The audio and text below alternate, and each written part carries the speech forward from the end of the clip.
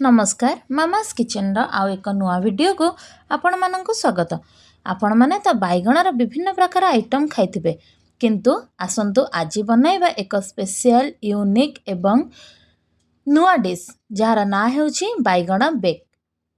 साधारणतः आम घरे यह प्राय बना जाई थाए।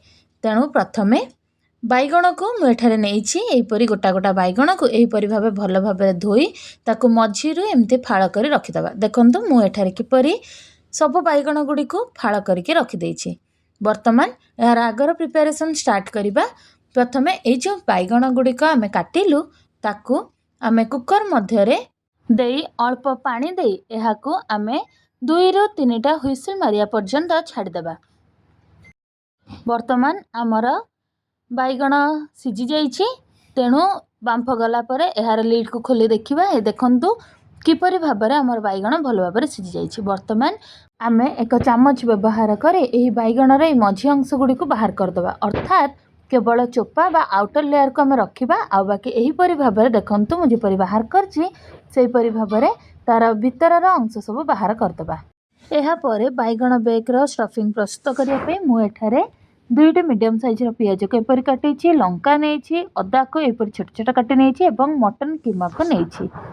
सेही मटन कीमा को मु हळदी लूण एवं अल्प अदा रसुण पेस्ट दे सिजाई रखिछि। चलंतु वर्तमान एहार स्टफिंग प्रस्तुत करबा। एथि पई मु गोटे कड़ाई रे तेल बसाई गरम कर नेछि भलरे। एहा परे सेथिरे काटी रखिथिबा छोट छोट पीस अदा एवं लंका को पकाई एहाको भल भाबरे फ्राए करिबा। एहा परे काटी रखिथिबा पियाज को मध्य एथिरे पकाई भल भाबरे एहाको फ्राए करिबा। पियाज फ्राए हेबा भितरे आमे जे बैगण रु जे ताहार मझ अंश को बा भीतर अंश को बाहर कर रखिदेलु ताको एही परि भाबरे हाथ रे भल भाबरे चकटी देबा। जा फଳରେ एथिरे कोनोसी लम्स रहिबो नाही और ताहा भल भाबरे मिक्स होई परिबो। एही परि भाबरे भल भाबरे हाथ रे चकटी एहाको आमे सही मसला रे देबा जहा द्वारा एहार स्टफिंग प्रस्तुत हेबो। एवं एही समय रे एथिरे अल्प परिमाण रे लूण पकाई एहाको भल भाबरे हाथ रे मिक्स करिबा। वर्तमान आम पियाज रो रंग चेंज हो गलानी। एहा देखंतु किपरि गोल्डन ब्राउन हो जाइछि। ठीक एही समय रे आमे जो बैगण को चकटी रखिथिलु ताहाको एथिरे ऐड करिबा एवं एहाको मिक्स करिबा। एहा परे आमे विभिन्न प्रकार मसला पकाइबा। जेहेतु आमे पूर्वरु बैगण को चकटिला बेले सेथिरे लूण पकाइथिलु तेणु एबे आ लूण यूज करिबानी। वर्तमान मु एथिरे खड़गपुरी मसला पकाइछि।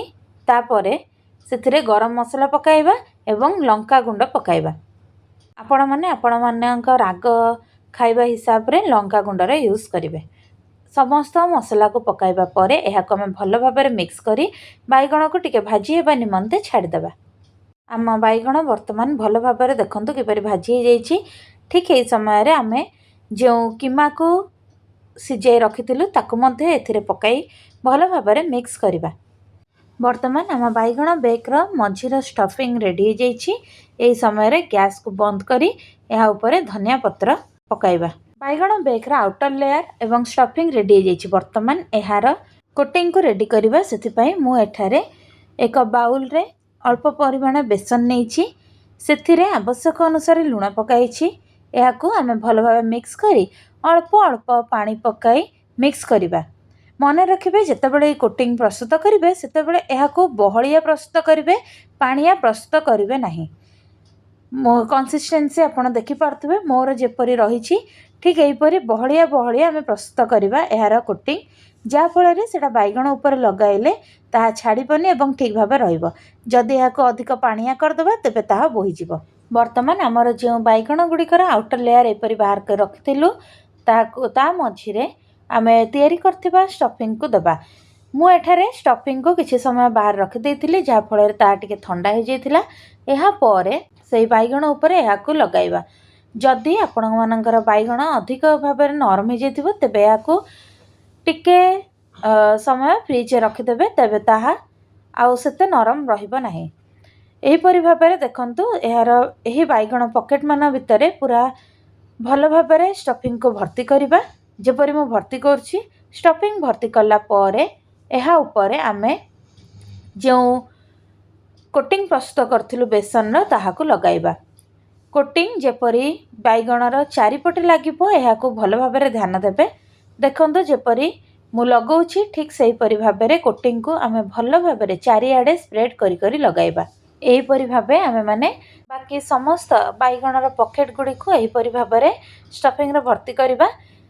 स्टफिंग को एहीपरि टाइट टाइट भाबरे करी बैगण मध्य रे रखिबा आउ एहा परे एहार ऊपर कोटिंग को देबा। वर्तमान आपण मान देखि पारथबे हमर समस्त बैगण एहीपरि भाबरे रेडी हो जाईछि। मन रखिबे जेतेबेले बैगण को एहीपरि भाबे भर्ती करिवे एहार मुंडई को काटिबे नाही जा फଳରେ ताको आमे तेल रे छाडिबा को हमकु सहज हेबो। वर्तमान पैन रे तेल गरम करी सेही बैगण को एथिरे पकाई देबा। बैगण रे जेउ अंश रे आमे माने जेउ पटे कोटिंग करथिलु सेही अंश को आमे तेल रे एहीपरि भाबे भाजिबा। कड़ाई रे जेतिकी जागा धरिबो सेही अनुसार बैगण को पकाइबा। उल्टाइबा पर पार्श्व को मध्य एहीपरि भाबरे आमे फ्राए करिबा। एहीपरि भाबे अल्प अल्प करी आम समस्त बैगण गुडी को फ्राए कर देबा। मु जेपरि कहिथिली एहार ऊपरर सेही डेम्फ थिबा जोगो एहाको आमे इजीली तेल रे भाजी पारलु। कारण जेहेतु हमर बैगण सिजाइथिला ताहार आउटर लेयर अतिरिक्त नरम हो जाइथाय जा फଳରେ हमकु तेल रे छाडिबा को एहाको टिके कष्ट होइथाय।